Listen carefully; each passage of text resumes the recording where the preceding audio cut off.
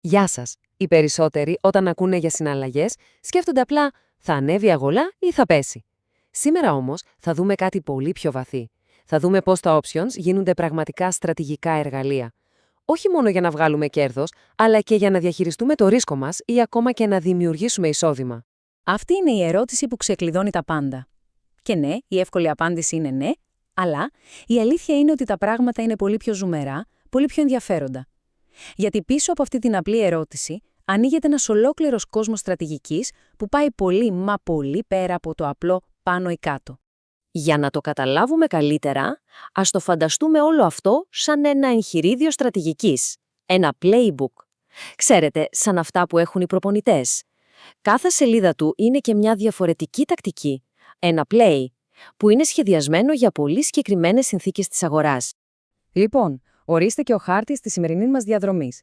Θα ξεκινήσουμε με τη λογική πίσω από το εγχειρίδιο, θα περάσουμε στις καλυμμένες στρατηγικές, θα δούμε πώς χτίζουμε φράχτες με τα spreads, θα παίξουμε λίγο με τις ουδέτερες αγορές και στο τέλος θα πούμε και μερικά πολύ σημαντικά πράγματα που πρέπει να προσέξουμε. Πάμε να ξεκινήσουμε.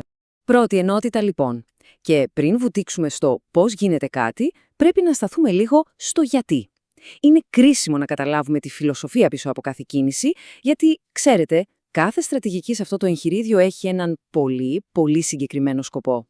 Εντάξει, ας ξεκινήσουμε με τα πιο θεμελιώδη. Οι καλυμμένες στρατηγικές είναι αυτές που χτίζονται πάνω σε κάτι που μπορεί να υπάρχει ήδη σε ένα χαρτοφυλάκιο. Ο στόχος τους, απλός και ξεκάθαρος, να δημιουργήσουν ένα επιπλέον εισόδημα. Λοιπόν, τι είναι το covered call? Είναι ένα από τα πιο κλασικά, θα έλεγα ψωμοτήρι, εργαλεία στο οπλοστάσιο ενός trader. Είναι ιδανικό για κάποιον που έχει ήδη αγοράσει ένα future και περιμένει ότι η αγορά είτε θα μείνει σταθερή είτε θα ανέβει, αλλά όχι πάρα πολύ. Στην ουσία, είναι σαν να πληρώνεται για την υπομονή του. Η διαδικασία, πάρα πολύ απλή. Φανταστείτε, έχει κάποιος ήδη το future στο χαρτοφυλάκιό του. Το επόμενο βήμα είναι να πουλήσει ένα call option πάνω σε αυτό το future. Και αυτό ήταν. Αμέσως μπαίνουν στον λογαριασμό του τα χρήματα, το λεγόμενο premium. Αυτό το premium είναι το μαξιλαράκι του, μια μικρή προστασία σε περίπτωση που η τιμή πέσει λίγο. Κοιτάξτε, υπάρχει μια φανταστική παρομοίωση γι' αυτό. Είναι ακριβώς σαν να νοικιάζει κανείς ένα δωμάτιο στο σπίτι του. Ναι, παίρνει ένα σίγουρο σταθερό εισόδημα κάθε μήνα, αλλά την ίδια στιγμή, αν οι τιμές των ακινήτων στην περιοχή απογειωθούν, χάνει την ευκαιρία να πουλήσει ολόκληρο το σπίτι σε μια πολύ υψηλότερη τιμή. Αυτός ακριβώς είναι ο συμβιβασμός. Και ακριβώς η ίδια λογική, αλλά στον καθρέφτη, ισχύει και για το covered put. Εδώ η αρχική θέση είναι short, δηλαδή περιμένει κανείς η αγορά να πέσει. Οπότε πουλάει ένα put option, εισπράττει το premium, αλλά ταυτόχρονα βάζει ένα όριο στο πόσο μπορεί να κερδίσει από αυτήν την πτώση. Είναι ακριβώς η κατοπτρική εικόνα, όπως βλέπουμε και στον πίνακα. Πάμε τώρα στο επόμενο επίπεδο. Θα μιλήσουμε για τα spreads. Εδώ είναι που τα πράγματα γίνονται πραγματικά ενδιαφέροντα. Γιατί εδώ αρχίζουμε να χτίζουμε φράχτες. Μιλάμε για στρατηγικές που μας επιτρέπουν να ξέρουμε από την πρώτη στιγμή ποιο είναι το μέγιστο κέρδος και, κυρίως, ποια είναι η μέγιστη ζημία. Τι είναι λοιπόν ένα vertical spread? Στην ουσία είναι ένα πακέτο.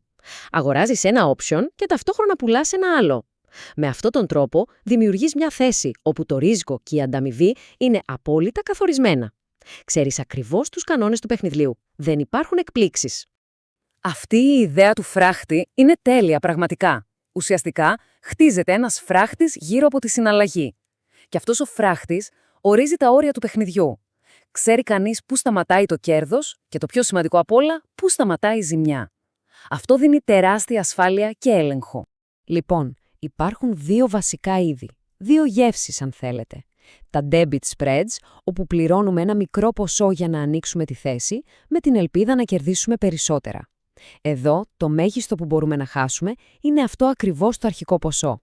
Και από την άλλη, έχουμε τα credit spreads, όπου εισπράττουμε χρήματα για να ανοίξουμε τη θέση.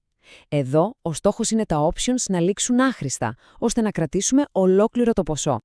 Εντάξει, αλλά τι γίνεται όταν η αγορά δεν πάει ούτε πάνω ούτε κάτω? Όταν απλά κινείται πλαγίως. Υπάρχουν στρατηγικές ειδικά σχεδιασμένες γι' αυτό.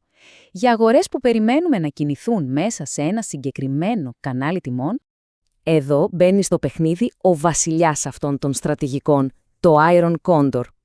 Ο μοναδικός του σκοπός είναι να βγάλει κέρδος από την έλλειψη κίνησης. Σε αυτή τη στρατηγική, ο χρόνος είναι ο καλύτερός μας φίλος. Όσο περνάει και η αγορά μένει στάσιμη, τόσο το Iron Condor κερδίζει. Η λογική του είναι πανέξυπνη. Στην ουσία, χτίζουμε ένα κουτί γύρω από την τρέχουσα τιμή της αγοράς. Βάζουμε μια οροφή από πάνω και ένα πάτωμα από κάτω. Ο στόχος? Η τιμή να παραμείνει μέσα σε αυτό το κουτί μέχρι τη λήξη. Όσο μένει εκεί, όλα καλά. Και πώς στείνεται όλο αυτό? Στην πραγματικότητα συνδυάζουμε δύο credit spreads. Πουλάμε ένα bear call spread που δημιουργεί την οροφή μας και ταυτόχρονα πουλάμε ένα bull put spread που φτιάχνει το πάτωμά μας.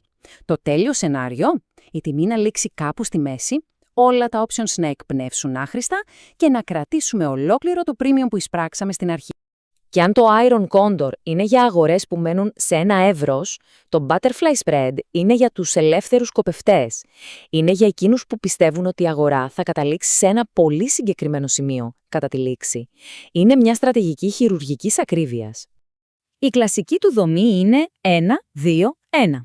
Αγοράζεις τα φτερά, πουλάς το σώμα της πεταλούδας.